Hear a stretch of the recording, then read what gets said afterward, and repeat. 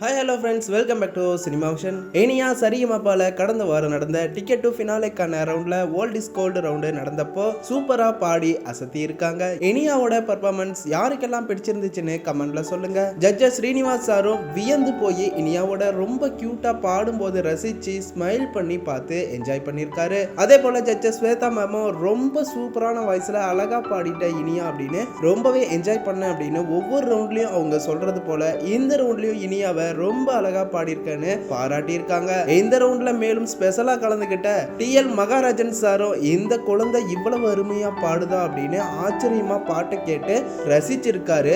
இனியா சொல்ல வார்த்தைகளே இல்ல, அழகா பாடிட்ட, உன்னுடைய வாய்ஸ்ல கேட்கும் போது மெய் மறந்து வேற ஒரு ஃபீலுக்கு போற அளவுக்கு ஃபீல் குட் பர்ஃபார்மன்ஸா இருந்துச்சு.